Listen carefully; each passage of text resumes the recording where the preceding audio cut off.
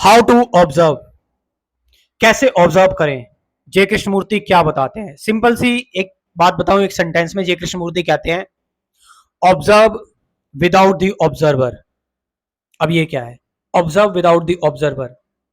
Observer कौन है? Observer वो है जो सोच रहा है, समझ रहा है, जो जान रहा है, जो एनालाइज कर रहा है।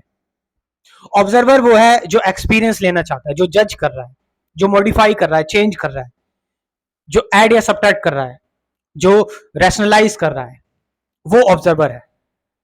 और जब जब ऑब्जर्वर रहेगा तब तब ऑब्जर्वेशन रहेगी नहीं, क्योंकि ऑब्जर्वर इज दी ऑब्जर्व्ड, मतलब दृष्टा और दृश्य एक ही है।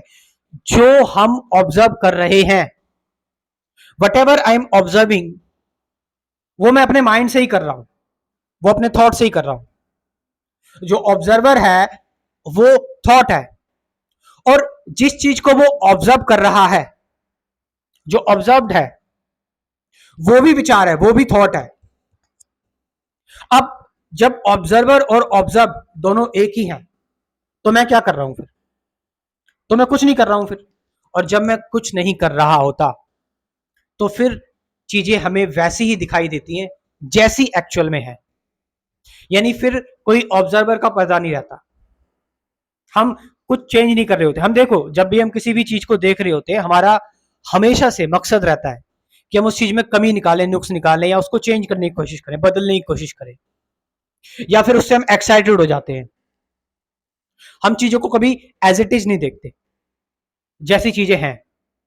तो जय कृष्णमूर्ति कह रहे हैं कि विदाउट कंडीशनिंग और विदाउट पास्ट एक्टिविटी के, विदाउट थॉट्स की शेडो के, विदाउट प्रोग्रामिंग के चीजों को देखो।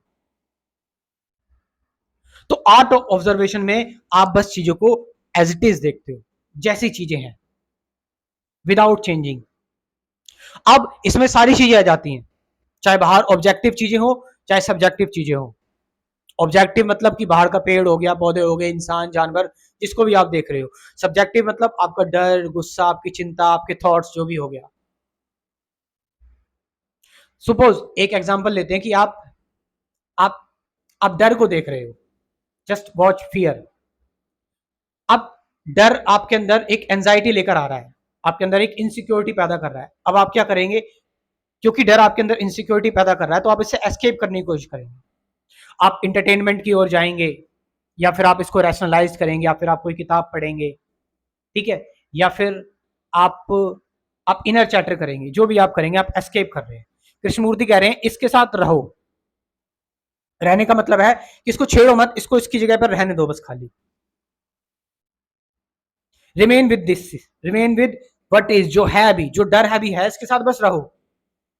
तो जब आप इसके साथ बस रहते हो विदाउट छेड़ा खाने के, तो क्या होता है कि क्योंकि कोई ऑब्जर्वर नहीं है, तो डर में और आप में कोई अंतर नहीं रहता। तो डर और जब आप में कोई अंतर नहीं रहा, डर भी नथिंग हो गया, आप भी नथिंग है, तो फिर कुछ बचा? कोई डुअलिटी बची?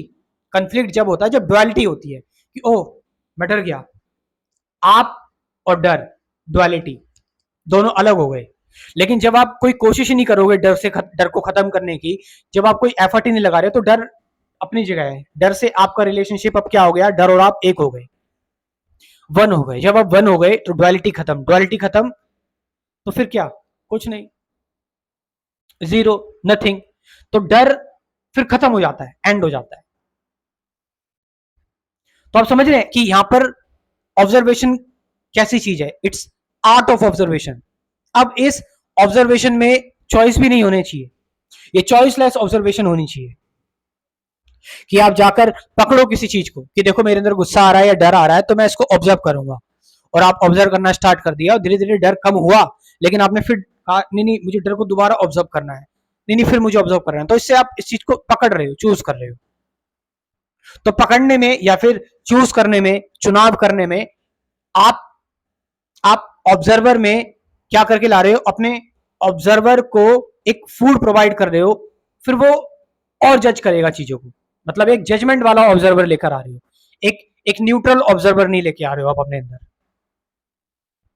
न्यूट्रल ऑब्जर्वर तो वही होगा ना जो सिर्फ बस एज इट इज रहेगा, सिर्फ देखेगा बस।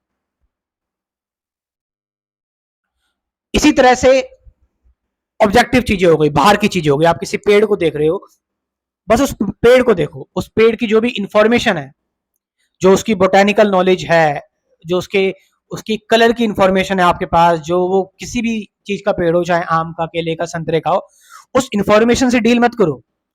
उस इंफॉर्मेशन को चीर कर देखो डायरेक्टली पेड़ को, जैसा वो पेड़ है। अगर आप उस पेड़ की इंफॉर्मेशन को देखोगे तो आप कुछ नया नहीं देख रहे हो, आपके ऊपर फिर एक पर्दा चढ़ गया।